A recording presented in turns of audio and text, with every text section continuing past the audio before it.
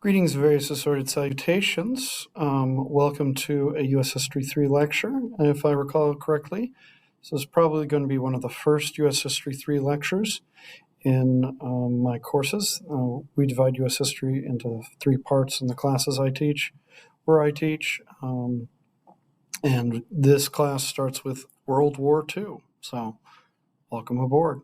Today we're going to be looking at the origins of the Second World War. So let's roll in. Now, to put it simply, laconically, shortly, World War II emerged out of the unresolved tensions of the First World War, economic collapse, and a global rise in aggressive totalitarian regimes that challenged the fragile international order. That's how I like to start my lectures, is with a short little blurb summarizing it. I got the idea from TV tropes. Anyways, the next thing we'll look at is learning objectives. We're going to look at how the Great Depression contributed to the rise of totalitarian regimes in Europe and Asia. We're going to look at the policy of appeasement and evaluate why democratic nations pursued it in the 1930s. We're going to look a little bit at the United States and how it adopted isolationism after World War I. And lastly, we'll also identify some key political, economic, and ideological causes of World War II in both Europe and Asia. The idea behind the learning objectives is they're kind of the framing, the centerpieces of the ideas I'm going to expand on over the course of the lecture. Scrolling on down. Key terms. For students in my classes, the key terms list is for this lecture. Some of the key terms will overlap with study guides and vocab lists provided in the course, but not necessarily. The idea of the key terms and their definitions in here is defining the terms in the context of the lecture I'm giving. So first up, first term, totalitarianism. Totalitarianism is a system of government in which the state holds total authority over society and suppresses opposition through propaganda, censorship, and force. The key word in totalitarianism, or the key part in totalitarianism, is the word total. When we say total, we're looking at total control, whether it's in the economy, in society, in politics. The totalitarian society seeks to control things down to what people think and what people say and what people do at the individual level as well, as much as possible, or technology allows. The Great Depression is a term that's familiar from earlier lectures. It's a severe economic downturn beginning in the basically through the 1930s. This massive waves of unemployment, social unrest, combined with droughts, bank failures, business failures, is going to create an unpleasant time to be alive in the 1930s. Now, appeasement we'll expand a bit more on in the lecture further down. But basically, appeasement is a diplomatic policy of making concessions to aggressive powers in order to avoid conflict. We also see another term come up, isolationism. This is a national policy of trying to avoid political or military involvement in the affairs of other countries. This isolationist policy is going to be a centerpiece of American foreign policy from the founding of the United States with President George Washington, as famously stated in his farewell address, all the way through, with some exceptions, in World War I, World War II, and afterwards we see a move away from isolationism. The Treaty of Versailles, or for Kentuckians, the Treaty of Versailles. The Treaty of Versailles is the treaty that ends World War I in Western Europe between the British, the French, and the Germans primarily. The big thing we're going to take away is we're going to look at one particular part with how it handles Germany after the war, punishes them. Militarism and imperialism are both terms that you learned about when we studied World War I. They're both infamously causes of World War I, the main causes, if you will. Militarism is the belief in a military strength and preparedness as an ideal for national success. A militaristic society will emphasize the military in almost all aspects. It will emphasize the importance of strong characteristics that are considered ideal in a military, such as courage, willingness to follow orders, bravery, those things will be celebrated in a militaristic society. But it's also an economic one as well, whereas much of the economy will be focused on what can we do to prepare for the next war, what materials need to be built up. It'll also be a buildup of the Army, Navy, and whatever other forces are available, hardware and whatnot. Imperialism is another important one. Imperialism is definitely big in the First World War. It's also going to play a role in the Second World War. It is a policy of extending a nation's power through territorial conquest or economic domination. I like to think of it as countries controlled by somebody else somewhere else in the world.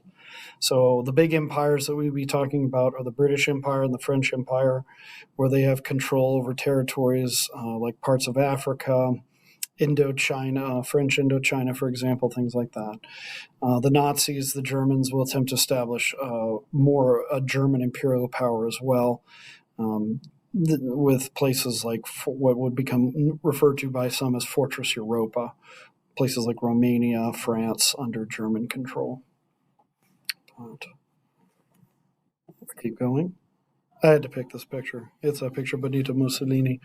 The rise of totalitarianism in response to the Great Depression. So we have to remember that the Great Depression is something that's going to highlight a generation of people. It was a very difficult time. If you were growing up in the 1920s or you were a young adult in the 1920s, the 1930s would set everything back. If you were born in the 1930s, there were things and sufferings and shortages that you just figured were part of life. The 1930s impacted people's diet. It impacted how people lived and thought about money. It created a generation that thinks of the world very differently from the generations that have followed. But the Great Depression in the 1930s destabilized many economies, and it made a lot of political systems put under great strain. Britain, France, and the United States were very unstable during these periods of difficulty. France is generally considered one of the most unstable governments in this time period.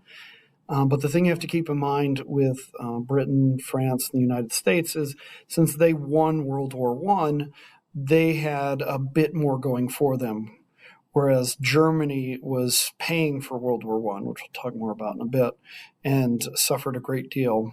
And so the Great Depression hit them probably harder than a lot of places.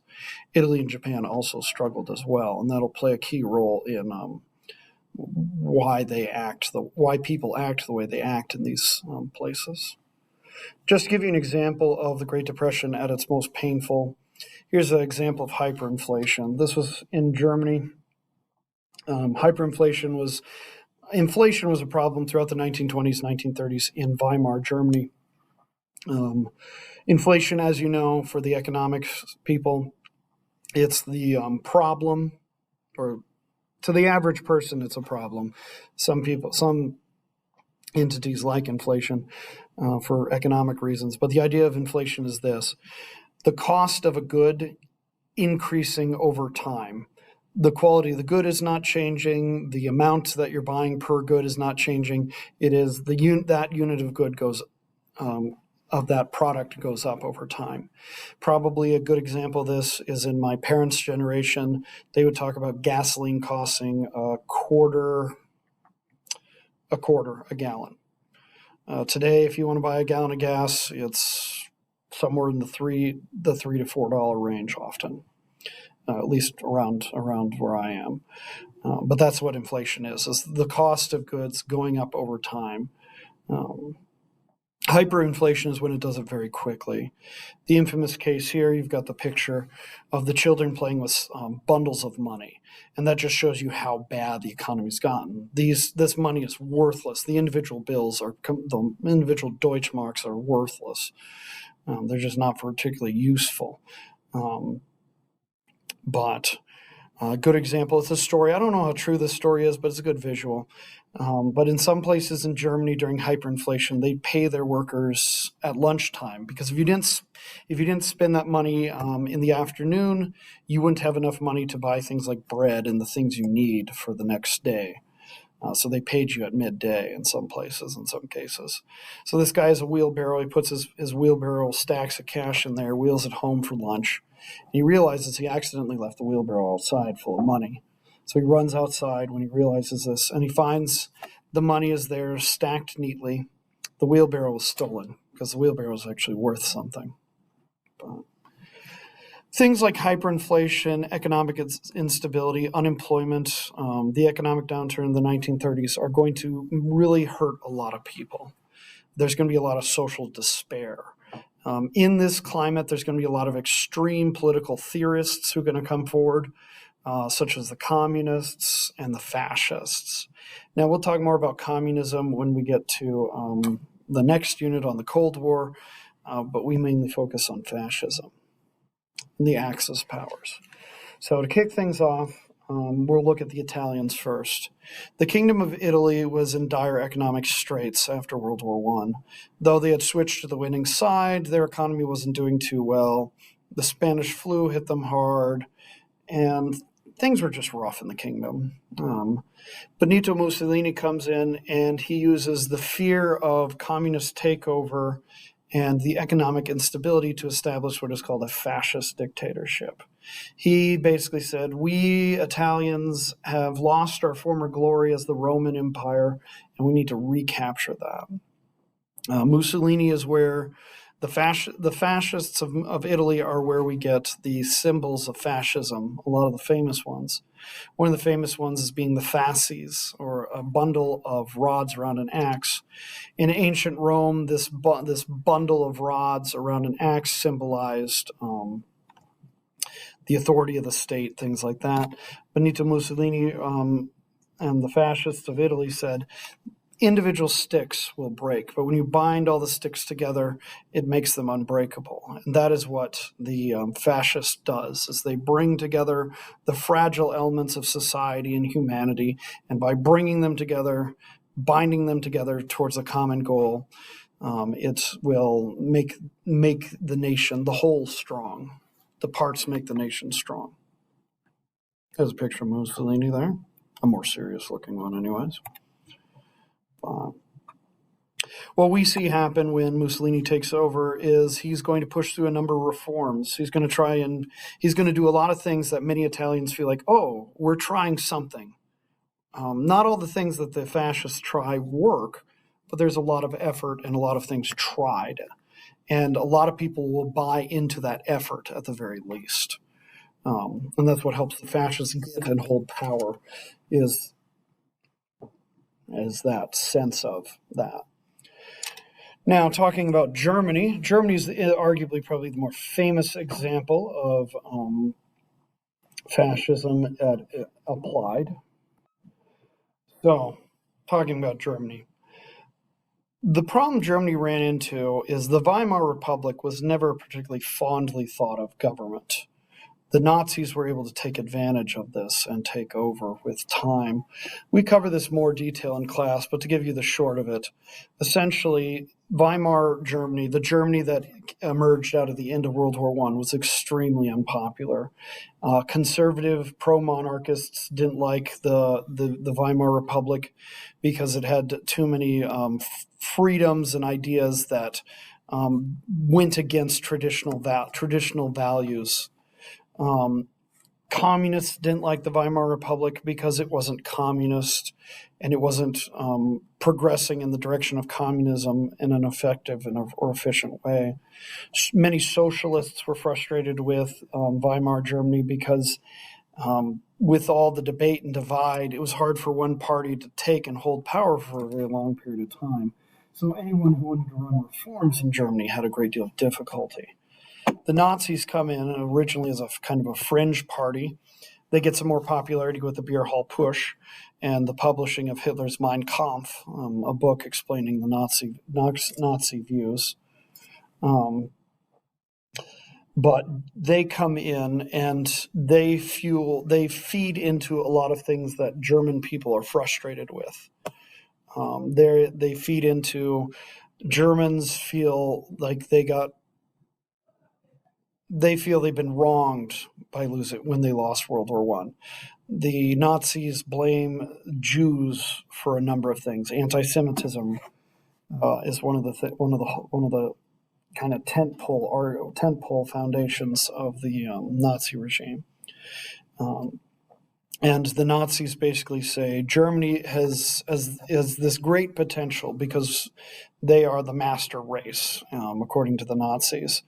And the Nazis tell people, if you give us power, we will make Germany great. And enough people buy into that. The Nazis are also incredibly violent, aggressive, and they kind of push their way through as well. We'll get into more detail in class. Now, the Empire of Japan is another one. If you study Japanese history, essentially what comes with Japan is after Commodore Perry and the Black Fleet of the United States open up Japan for international trade. Japan looks around the industrializing world and realizes, most of the world is controlled by Europeans or countries like Europe, like the United States. If we do not exert our own independence and our own interests, we will be absorbed into somebody else's empire. And so after some civil war, after a series of events, which is a history class unto itself, or maybe several, a number of Japanese military leaders in the Navy and the Army believe that Japan needs to create something called the Greater Co-Prosperity Sphere. And the idea is Japan will create an empire like what you see the British and French doing in Africa, the American Empire in the Philippines. They want Philippines and Guam and whatnot, and Hawaiian territories. But what Japan says is we will create an empire in Asia, and we will use those resources to industrialize and make a self-sustaining, self-contained empire that can stand for itself. They'll be led by Hideki Tojo. He's prime minister for much of the war. But Japan's path to its empire building is much older than a lot of the stuff we're talking about in World War II. But we'll get to that later. Now, jumping back over to Europe, as one is often compelled to do, we'll talk about appeasement. Pictured here is Neville Chamberlain. So, let's see here. Now, you have to understand the policy of appeasement. If you recall correctly, appeasement is where you basically cater to the demands of the aggressor. You give them what they want. We'll look at some examples here. Now, you have to understand where people are coming from at the end of World War I. World War I was the most horrifying thing many people had ever encountered before. It was an unthinkable level of conflict. If you had survived World War I and the ensuing Spanish flu, you kind of felt like you were a survivor. You might be in a position where you knew more people who had died in the conflict than you knew who were alive, like at a personal level. And so there's a personal touch, there is a social touch to the pains of loss in World War I. The world went to horrifying lengths in an industrial war, and not a lot of people had much to show for it, other than more wreaths to lay at the cemetery. And so for many, avoiding another world war was considered the greatest good you could possibly do. That was one of the ideas. And so what we see is the Munich Agreement is probably the best example of this. Here's a picture of the parties involved in the Munich Agreement. And essentially, the Munich Agreement says is Germany wants an area called the Sudetenland. The Sudetenland is an area of Czechia, or Czechoslovakia back then, but it's the Czech part of Czechoslovakia, that has a lot of German speakers in there. One of the things that makes Europe a bit more complicated for people, the students I teach, we live in pretty much the middle of the United States. We don't have close borders to anything. With the people living in the borderlands of European countries, their families may go back centuries, and sometimes they are Czech, sometimes they are German, sometimes they identify more with their German family or their Czech. Maybe if you lived in part of the Sudetenland, you'd have relatives in Germany and literally down the next town over. You might have relatives in Prague.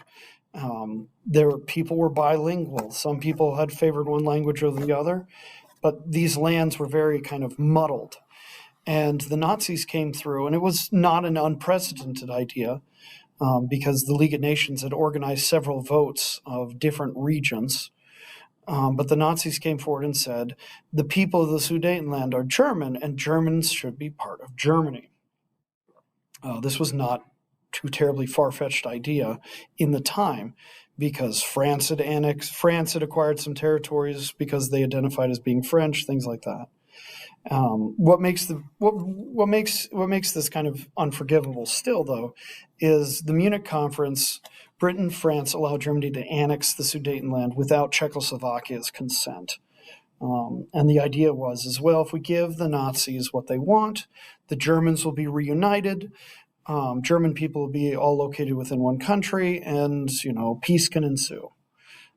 Appeasement, the horrors of World War I, the buck stops here. But the British and the French were willing to sacrifice the interests of Czechoslovakia in the name of maintaining European peace. Now, it is worth noting that these lands in the Sudetenland are also heavily industrialized. A lot of Czechoslovakia's heavy industries that are really helpful for fighting a world war, for example, are located in here. There's a lot of factories in these areas. So it's really convenient that the Nazis annexed the entirety of the Czechoslovakian heavy industries, pretty much in one fell swoop. What a mess. Another thing that was kind of allowed to happen is the Anschluss of 1938. Essentially, this is where Austria is absorbed into Germany. Anschluss, absorbed, and that's not a translation. It's just convenient to understand it. But what happens here in Austria is one of the many nations carved out of the former Austro-Hungarian Empire after its collapse in World War I. And Austria is kind of in a frustrating place if you study Austrian history. They had this grand empire that many people identified with, if not at the time, more so in memory, where Austria-Hungary was this grand empire and Austria was a key piece of it. And now Austria is this tiny, relatively speaking, landlocked country full of memories, regret, and dreams of something else. And what happens is the Nazis take advantage of this and put forth the argument that there is no such thing as Austrians. There are German-speaking peoples, culturally German people, in a place referred to as Austria. And that's how the Germans justify annexing Austria. There were a number of sympathizers in that regard who were on board with this. You have to remember also Adolf Hitler was technically also Austrian as well. So there was debate. There were a number of people who were anti-German annexation. If you want to see a good example of that, watch The Sound of Music. That's a good example of that. But the Anschluss is kind of written off by a lot of people in the appeasement camp as, Germany's reuniting the Germans. People of the same culture, language thing of a place I've never set foot on, whatever. Ignoring conditions on the ground, ignoring the bigger picture, or focusing on some aspect of the argument. That's what happens here with appeasement. You can see I'm very dismissive of the appeasement policy, and many people are, because appeasement largely didn't work. We still got World War II. And those who said, oh, well, we were avoiding a worse World War. World War II is worse than World War One. The deaths are more, the destruction is greater. The world is greatly battered by World War II, more so than World War One. So people in the appeasement camp, in hindsight, we do not look fondly on them, because there's some who believe, well, if we'd put our foot down sooner, maybe we could have had Nazi Germany fall sooner. We could have driven back the Japanese before they did more damage. This is getting into the hindsight is 2020 camp, but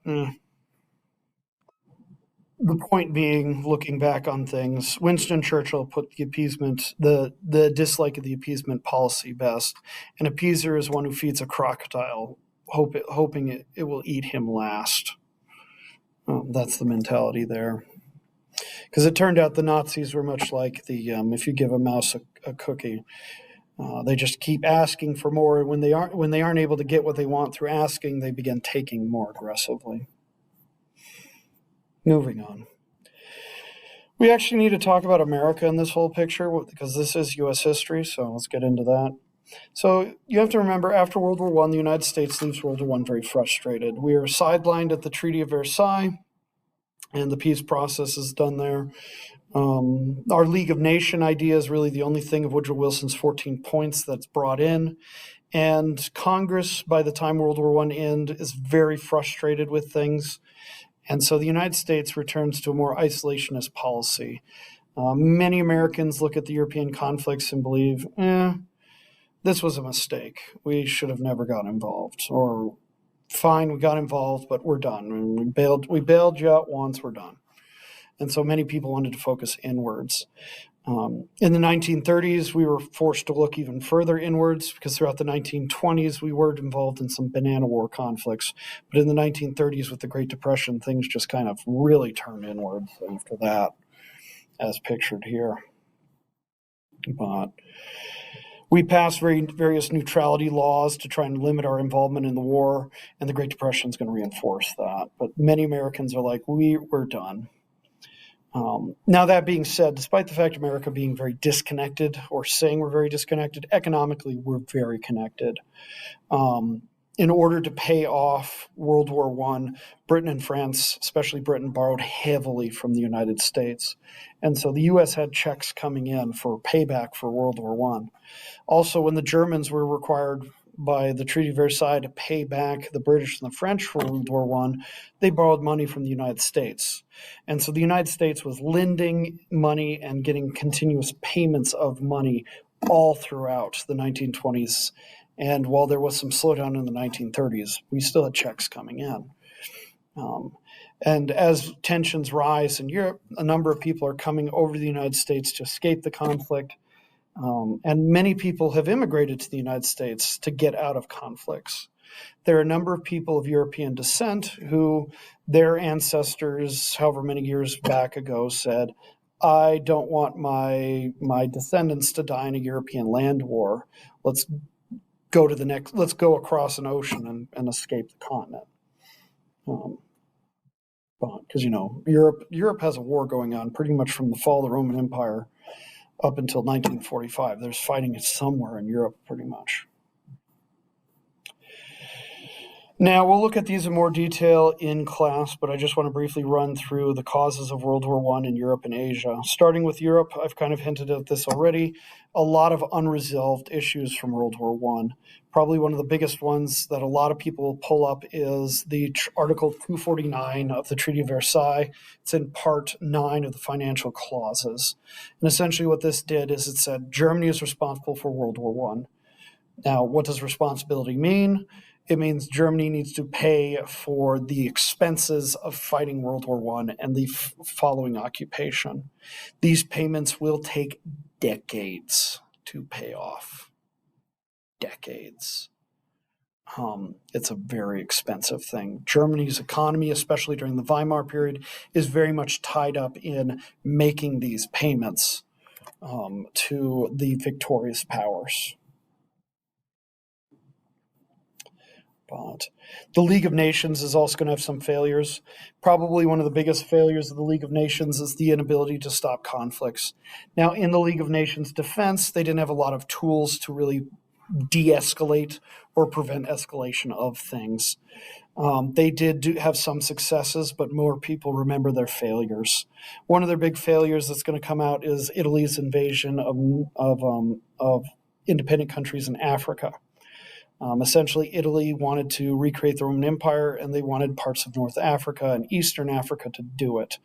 And when the League of Nations said, hey, quit that, the Italians said, no, we're done. We don't care what you think. We're leaving. The invasion of Poland is generally considered the start of World War I in the West, but we'll talk about that more in the next lecture. Meanwhile, in Asia, the Greater East Asian Co-Prosperity Sphere, try saying that 5 times fast, Japan is just going to start expanding. World War II technically begins earlier in Asia. The Japanese interrupt the Chinese Revolution between the nationalists and the communists in the 1930s. They invade Manchuria, and Japan kind of, if we look at World War II as a larger conflict, Japan technically is the ones who are shooting first, if you want to be technical. At its peak, I believe the Japanese will control 1/8 of the planet Earth, mostly Pacific Ocean, but there's a lot of resources on the islands and regions that they control. But in upcoming lectures, we'll look at a few other things. We'll go into more detail about things. That's what we'll also do in class. But I think that's enough for now. The purpose of this lecture was to kind of go over the origins of World War II and get a start on things. So I guess that's it. Until later.